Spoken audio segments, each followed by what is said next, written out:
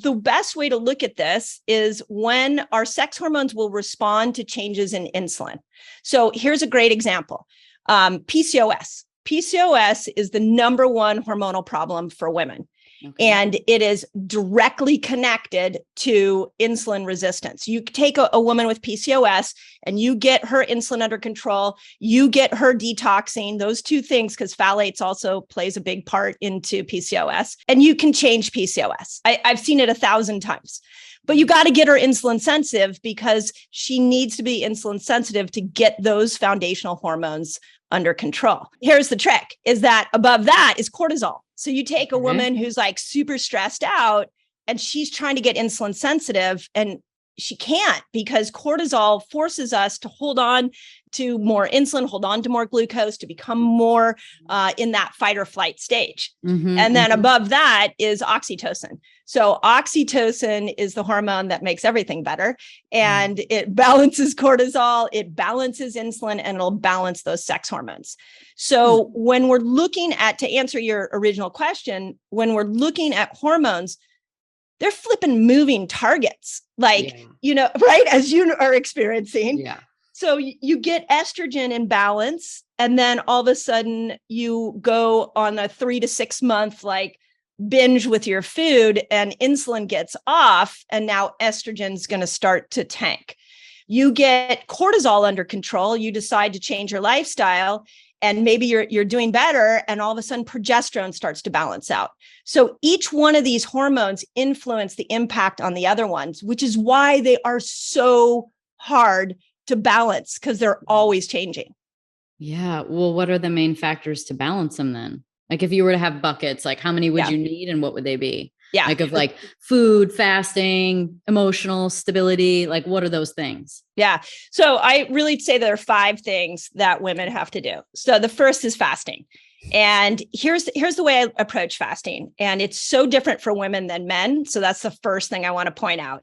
Right. I have a lot of questions about women versus men. Okay. For sure. This is a huge one, because when I first learned fasting at 43, what I noticed was my mental clarity went through the roof. Like, and my 3 o'clock dip in the afternoon gone. My sleeping was good. My night sweats went away. Like all these really weird perimenopausal symptoms cleared up just from the first one, which is fasting. And it's because I finally got insulin under control. But and we can go into this later, but for women, estrogen loves when you fast. Progesterone doesn't. Progesterone is like, right? Because it's and progesterone, right? And we need progesterone to feel like a normal human and not kill everybody. So, but progesterone is so influenced by cortisol. So when we do too much fasting, we start to tank cortisol, or we start to elevate cortisol and tank progesterone. So as women, and we can go into this in a moment, as women, we need to know when to fast and when not to fast. And men don't have to think about that. Right. Men can just fast whenever they want. And from what I understand, women can fall into the men category once they finish menopause and they are out of their cycles. Well said. Okay. Amen. Yes. Which is awesome. And let's talk about the menopausal, perimenopausal woman. It's a healthy age to go into menopause is about 52, somewhere between 52 and 55. Okay, most women, and this was me at 43, many women, I shouldn't say many women are going into full-on menopause at 43 and mid-40s. And when you do that, what happens now is you set yourself up for the diseases that a lot of women get later on: cardiovascular disease, the breast cancer, ovarian cancer. So with fasting, what I'm trying to help women see is that when you learn how to when to fast for estrogen and when not to fast for progesterone, and you learn like a rhythm with fasting and you get yourself insulin sensitive, you will prolong your period, which is fabulous. And it'll put you into menopause at the appropriate time to prevent disease. Okay. Well, how do we do it? There you go. So that's fasting. The other 4 ones that I think every woman needs to think about, and I don't know if you know this one blew my mind, is that we're not meant to eat the same way throughout every day of our cycle. Yeah, to some degree, because I have become friends with Elisa Vitti, who wrote In the Flow and Woman Code. And because I had cycle issues, and my whole story is its own thing. But anyway, it drew me into the book. And so I then started to learn sort of like a more of a rhythm to like certain foods that help with estrogen, follicles, progesterone, like, and just allowing your body to get into a rhythm. And so there's the sort of like 4 cycles of food per month, obviously, that correlate with which part of the month you're in. Right. Let's just stop there for a moment. Like, I know in my 13-year-old gym class where I was taught puberty, that there was nothing talked about. Like, you might want to carb load a little more before your cycle starts. You might want to do a little less carbs when your cycle actually starts. Like, nobody taught us that. No.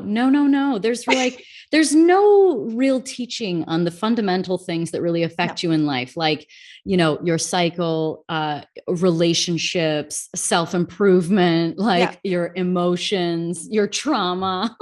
There's so many things we don't learn about in school. Like, we're being taught like proofs in geometry and shit we'll never, ever need. Right. But, then we come to real life and we're like, I don't know. It's a no man's land. So thank you for sharing this stuff with us. Right. Well, so this is my once I figured out how to fast and eat around my hormones, that's at 43. I was like, wait a second. Why did nobody teach this to me at 13?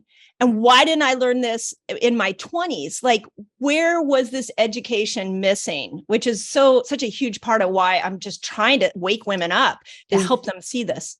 Which is amazing. So if there was a quick way to say like what those sort of eating patterns are, is that easy enough to give us some tips on each phase of your cycle? What I've done is I created something called the fasting cycle, and I took a 30-day period and I mapped out when a woman's hormones were coming in and what food and fasts we can time to it.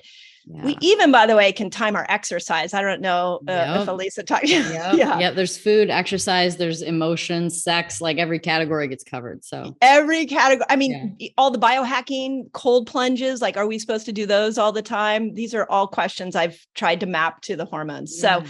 So this is the way it works. On day 1, we have this plummet of all our hormones. So the first day you bleed, and you've probably, since you've talked to Alyssa, that our hormones plummet. Now, those first couple of days, estrogen is going to start to ramp back up. And over the next 10 days, estrogen slowly builds. Estrogen loves us to be insulin sensitive. So after the first couple of days are over with our cycle, like into day 3, we can do keto, we can go into longer fasts. All of that is only going to benefit estrogen's production. So I always think, like, we have women in our community that they flipping love 3-day water fasts. Have you done one? I've done 36 hours. Oh, awesome. Okay. So you could do a 3-day. We're going to talk about hunger at some point in time. It's a spiritual experience. So at 3. So these women, people love to do the 36, 48, 3-day, and because it makes them feel so good, but it's easier. Are you saying it's easier then too? It's way easier. Mm-hmm. Yeah. Way easier. Good point. So that first 10 days, longer fast, less carbs, that's going to help estrogen. Then we go into ovulation, about day 11 to 15. Well, you've got estrogen at her peak. You've got testosterone coming in for the first time. Let's just talk about that, how biologically amazing we are that testosterone comes in during ovulation.